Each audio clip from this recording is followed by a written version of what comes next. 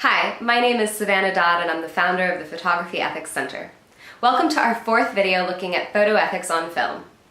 Over the holidays, you may have seen the new Netflix special, The Holiday Calendar.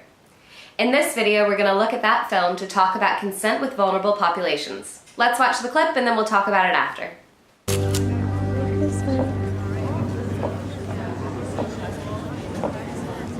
Hey, excuse me, do you guys mind if I take some pictures of you? Oh, you can take mine, but don't take his ugly mug. It might break the camera.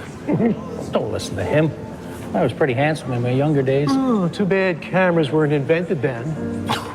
You guys are old friends, huh? So it's really great that the protagonist here asked for consent before taking any photographs of the men. However, there are a couple problems with the situation. So the first problem is that she didn't tell the men why she's taking pictures. It's really important when we ask for consent that we cover all the bases. People need to know why we're taking photographs, how we're going to use their photographs, and where they might be seen. These are the key elements of informed consent. And informed consent is really something that we should all be striving for because that's how we protect the autonomy of individuals. That's how we protect their right to say, yes, I'm okay with that, or no, I'm not okay with that. Consenting to have your picture taken is very different from consenting to have your picture blown up on a billboard. If we don't tell people how their image is going to be used, they don't actually know what they're consenting to. In the situation that's portrayed in The Holiday Calendar, the woman who is photographing for herself. She's not photographing on behalf of the soup kitchen. It's important to make sure that the people that we're photographing understand our relationship to the organization that we're working with. In this situation, it would be important for the men to understand that she is there as a volunteer of the soup kitchen, and her photographs are not going to be used for the soup kitchen, but instead they'll be for her personal use. In other situations, it might be the case that she is actually photographing on behalf of the soup kitchen, and that her photographs will be used to promote the activities of the soup kitchen. In that situation, it would also be extremely important that the men understand that their photographs might be used to promote those activities. Whatever the case, it's important that we communicate informed consent.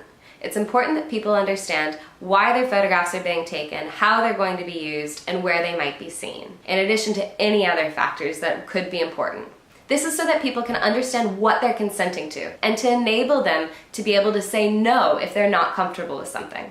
The only way they can have a voice in how they're represented is if they understand how they're being represented in the first place. The second problem in this situation is that she didn't account for her position of power or for the vulnerable position that the men are in. She is there as a volunteer at the soup kitchen, and the men are receiving a service from her. She is helping to distribute food.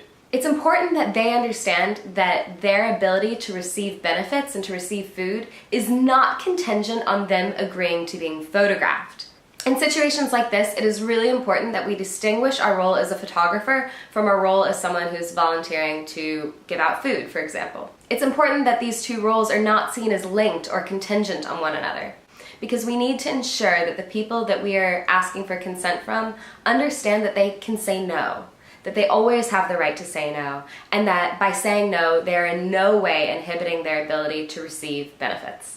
It's important that people understand that they can say no without any detriment to themselves, but it's also important that they understand that by saying yes, they're not getting anything special in return. If you've ever found yourself in a similar situation, please let me know in the comments section below. Thank you very much for joining me in this edition of Photo Ethics on Film, and I'll see you next time.